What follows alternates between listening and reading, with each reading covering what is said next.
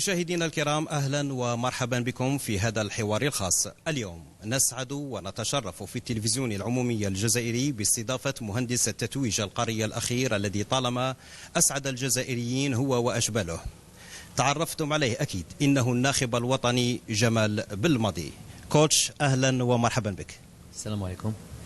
إذا في المستهل في الأيام الأخيرة في بحر الأسبوع الماضي شاهدتم بعض مباريات البطولة المحلية. هل لفت انتباهكم بعض الأسماء وكيف ترون البطولة المحلية؟ صح، شفنا ثلاث مباريات، وحتى عندي اثنين من الطاقم الفني أو اثنين مدربين، مجد بوقرة وعمارة مرواني، موجودين في الجزائر. هما كل مباريات تاع الدوري يكونوا راهم موجودين في الملعب. واكيد انا شفت ثلاث مباريات. اش نجي نقول، ديجا نجي نقول باللي راني سي une surprise pour moi quand même بنشوف النيفو تاع الفريقين، باسكو ابري قريب عام بدون مقابلات وبدون منافسه. شفت باللي المستوى تاع المباريات راهي لاباس بها، وهذه حاجه مليحه، حاجه مهمه. ونجي نقول ديجا لعبوا ثلاث مباريات في اسبوع واحد، وسي مش سهله. نجي نقولوا باللي لي جوار كانوا اللاعبين كانوا منظمين، كانوا شغلوا ومحترفين، باسكو بان نشوف هذا المستوى، هذا الريتم في المباريات. نجي نقول باللي لاباس بها. من بعد نجي نقول في لاعبين اكيد جديد في الدوري اللي شفتهم، واللاعبين اللي نعرفوهم من العام اللي فاتوا واللي نتبعوهم. هو امر محفز بالنسبه للاعبين المحليين، سي موتيفاسيون بور لي جوار لوكو. ان شاء الله اللاعبين المحليين يكونوا الخزان الاول للمنتخب الاول وقت الحاجه ان شاء الله. تعرفوني، ما عندي مشكله مع اللاعبين المحلي ولا مع اللاعبين المحترفين. انا كلهم محترفين. والمهم الكريتير دو سيليكسيون هو المستوى تاع اللاعب. الحين نجي نقولوا باللي المستوى تاع المنتخب الوطني مش مستوى عالي ومش سهل بات بور تروفي اون بلاس. بصح هذه كرة القدم، ونحن نديروا كطاقم الفني نديروا خدمتنا، ونروحوا نتبعوا اللاعبين ونتبعوا الدوري ونتبعوا كل لاعبين، كل جزائريين وين يكونوا في الجزائر ولا برا الجزائر. لو نتحدث يعني خارج الجزائر، هل ستكون لكم جولة إلى أوروبا لمتابعة بعض اللاعبين المغتربين؟ عندنا دائما نص من الطاقم الفني موجودين في فرنسا، ومن فرنسا نجمو نروحوا لبلجيكا ولا انجلترا. الحين شويه صعيبه نروحوا لانجلترا على القانون الجديد بين انجلترا والبريطانيا والاوروبا. تبعوا اللاعبين تاعنا. عندنا كل مباريات في فرنسا ولا في اوروبا عندنا مدربين اللي موجودين في الملعب، ونتبعوا اللاعبين تاعنا.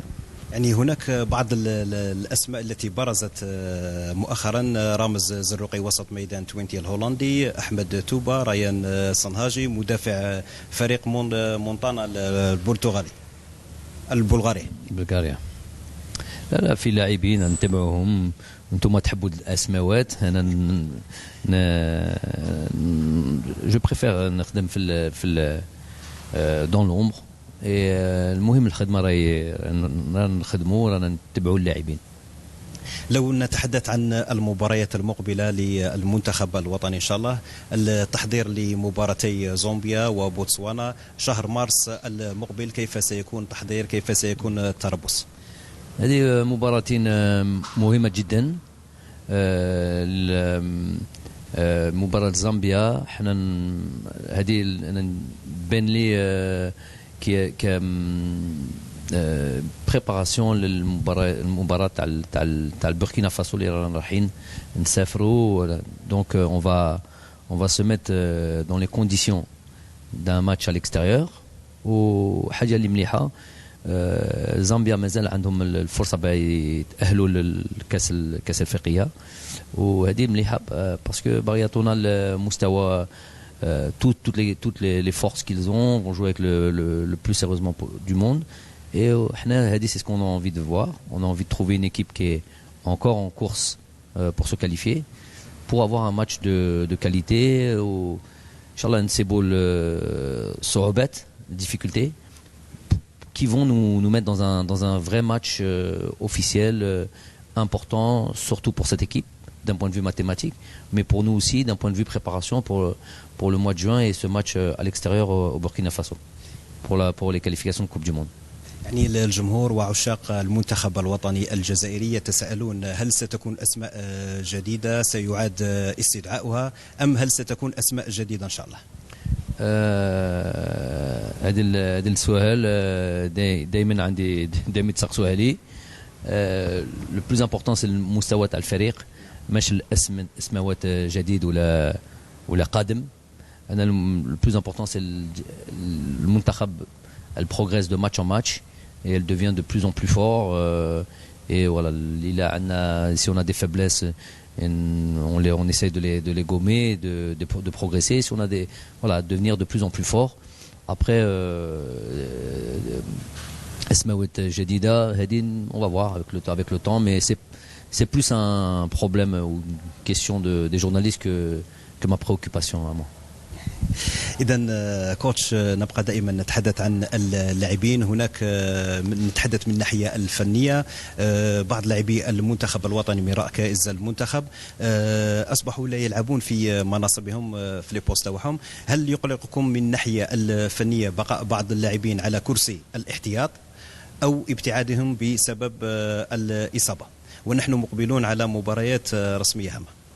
وي سي فري عندنا اللاعبين اللي مهمين تاع المنتخب، نجمو نقولوا اساسيين اللي لعبوا باغ اكزومبل كاس افريقيا ومن بعد كاس افريقيا، والحين راهم ممكن مش في الاحسن با دون لا ميور دي بوزيسيون. كاين اللي راهم احتياط في ناديهم، كاين اللي عندهم اصابه. هذه هي كرة القدم وهذه سي ا موا تروفي لي سوليسيون.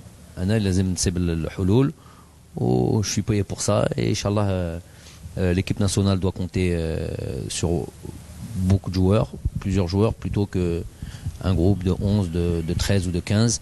عندنا اللاعبين وعندنا هذه فرصه للثاني اللاعبين اللي حتى الحين مازال ما كانش عندهم الفرصه بين يلعبوا ولا يلعبوا كثير، بان نشوفوهم ان شاء الله. انا ما تبان لي بلي ماشي مشكله. بالنسبه يعني لتغيير بعض لاعبي الخضر لمناصبهم، هل يشغل هذا الناخب الوطني جمال بالماضي ام تعتبرونها اضافه؟ يعني تربح لاعب متعدد المناصب جوار بوليفالون او استقرار اي لاعب بمنصبه يمنحه قوه اكثر؟ Oui, c'est sûr. Je ne sais pas de quel joueur vous voulez parler, mais par exemple, un joueur qui m'a Saïd Ben Rahma, معروف la position تاعو يبغي هو مكانه على اليسار وهجوم على اليسار، والحين مع النادي يلعب مور لاتاكون اوتور دو لاتاكون اي تو. هذه مليحه، هذه مليحه ليه، مليحه لينا. هذه يكون عنده خبره في مكان واحد dans une autre position. والمهم يكون عنده du temps de jeu, c'est ça le plus important si on parle de lui. Voilà, sinon voilà, continue نتبعوا لهذو اللاعبين ونتبعوا l'évolution تاعهم. كذلك نفس الشيء بالنسبه ليوسف بليلي. يوسف بليلي رجع لخدمته نجي نقولوا، وان شاء الله ربي يوفقه ان شاء الله. بالحديث عن اللاعبين نتحدث عن قائد المنتخب الوطني رياض محرز. الجمهور في الجزائر يتابع داخل وخارج الوطن يتابع مباريات مانشستر سيتي باهتمام كبير. كيف ترون وضعية رياض محرز قائد المنتخب الوطني؟ رياض محرز تعرفوا باللي لاعب مهم جدا في الفريق. هو قايدنا كما قلت انت، والحين على بالي باللي الناس عندهم شويه الخوف، نجمو نقولوا الخوف، باسكو ماشي اساسي في مانشستر سيتي، ولكن هو يقدر يكون احسن، يبو اتر دون دو ميور ديسبوزيسيون، يلعب اكثر. بصح انا عندي ثقه فيه، وعلى بالي باللي هو راه يحب يلعب اكثر من شرا يلعب اون سو مومون. بس مع المنتخب سي دو شوز ديفيرونت. كان يا دي جوار اللي عندهم مستوى ولا عندهم سيتواسيون في ناديهم، و سي اوتر شوز كونت يفيان في المنتخب. على بالنا باللي هو يحب الجزائر ويحب المنتخب، ودائما سي une grande fierté pour lui، شرف كبير اللي يجي المنتخب ويعطي كل شيء، ودائما يعطينا المستوى العالي. يعني حسب تجربتكم كوتش وانتم لعبتم في البطولات الكبرى الاوروبيه، يعني بقاء محرز مع مانشستر سيتي مستقبلا ان شاء الله راح يزيد من امكانياته او يغير الفريق؟ هو لازم تقصيه وتهضروا معه، وعنده القرار، ماشي انا بس المدرب، مانيش المانجر تاعو. بس هو جو بونس كو راه بيان سور ما راش ممكن 100% فرحان، مستحيل ما راش يلعب كل مباراة. هو يحب كرة القدم، يحب يلعب كل مباريات. دونك هو اللي باغي يدير القرار تاعو، والمهم يكون ديما في الفورما، وديما يكون عنده النيفو تاعو ما يهوتش. مي جو في كونفيونس، سي ان جوار اللي يحب كرة القدم، ويحب محترف، ويعرف كي يوجد روحه بيكون ديما في القيمة. دائما بالحديث عن المنتخب الوطني يحقق سلسلة من النتائج الإيجابية. الحمد لله 22 مباراة دون هزيمة. كيف ترون المواجهة المقبلة ضد زومبيا إن شاء الله؟ قلت لك والله نبحث عن الفوز إن شاء الله 23. ديما نلعبوا على الفوز. بصح هذه ماشي حاجة مهمة، ولكن ماشي أول شيء اللي نحوسها.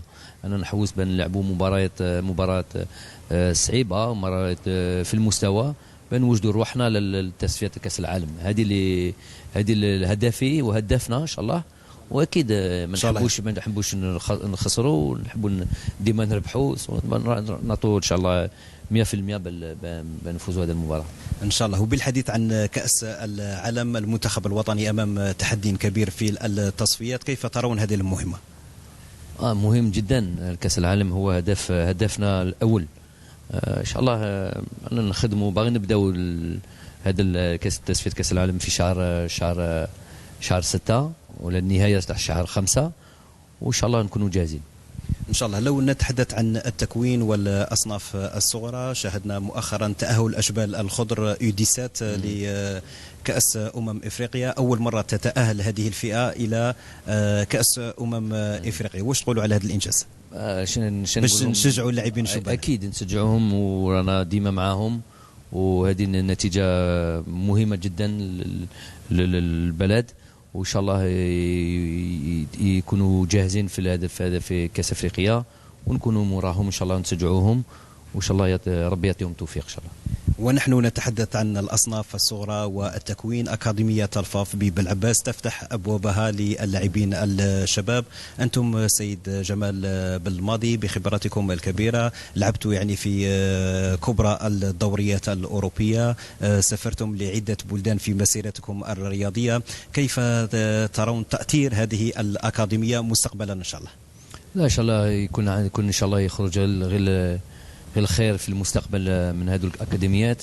هذا يكون عندهم أحسن تكوين، هذو اللاعبين، هذو الشبان، وهذه الأكاديميات هذه فرصة لهم بيكون عندهم بيكونوا جاهزين في المستقبل في كرة القدم وفي المستوى العالي. وان شاء الله نكون انا مأكد باللي في المستقبل ان شاء الله يخرجوا لاعبين يلعبوا في المنتخب. وهذه c'est une très bonne décision et un très beau projet. يعني هذه مبادرة للاتحادية الجزائرية لكرة القدم في هذه العهدة. في الأيام المقبلة ستكون هناك انتخابات، هناك بعض الأسماء التي أعربت عن نيتها في الترشح. لو يكون هناك تغيير على رأس الفاف، هل سنشاهد الطاقم الفني وعلى رأسه جمال بالماضي دائما مع الخضر؟ لا دي ماشي سؤال اللي راني باغي سي با ان سوجي كو جي انفي دو sur lequel j'ai envie de parler. انا شكو جي انفي دو دير اللي البرنامج هو اللي عامل كل شيء. البرنامج اللي ماشي الشخص نحوسه. انا شفنا الشخص وشفنا اش جابوا في الماضي، وماشي سي با سا البلوز امبورطون. البلوز امبورطون سي كاسكو بو اللي يجيب الإضافة واللي يجيب حاجة جديدة ومليحة البلد هو اللي عنده برنامج شباب. نفس هذا الشيء. هذا سو سونتر فيدرال في سيدي بلعباس وفي 5 مليانة وفي ممكن يقولوا على تلمسان يكون جاهز بيانتو. هذا سي سا كي لو بلوز امبورطون اي سي با لي بيرسون. الآن نصل إلى نهاية هذا الحوار الخاص. كلمة ختامية توجهونها لأنصار المنتخب الوطني الجزائري عبر قنوات التلفزيون العمومي الجزائري. يعني نقول لهم أول شيء نزيدوا نكملوا هذو لي زيفور اللي درناهم ديجا على هذا الوباء اللي دائما لازم ما نساوهاش باللي مازال ما كملناش بها. ان شاء الله ربي يجيب الصحة للبلد وشعبنا. وان شاء الله حنا نتمناو كمدربين ولا كلاعبين نتمناو ان شاء الله في اقرب الوقت يجوا الملعب ويجوا يشجعونا ان شاء الله كم دابيتود ان شاء الله فوالا tout ce que je peux souhaiter. جمال بالماضي، شكرا جزيلا لك على إتاحة هذه الفرصة لتنوير الرأي العام ومتتبعي شؤون الكرة المستديرة الجزائرية. شكرا جزيلا مرة ثانية وحظ موفق إن شاء الله. إن شاء الله أمين، بارك الله فيك. إذا مشاهدينا الكرام، الموعد يتجدد وإياكم في قادم الأيام. سلام.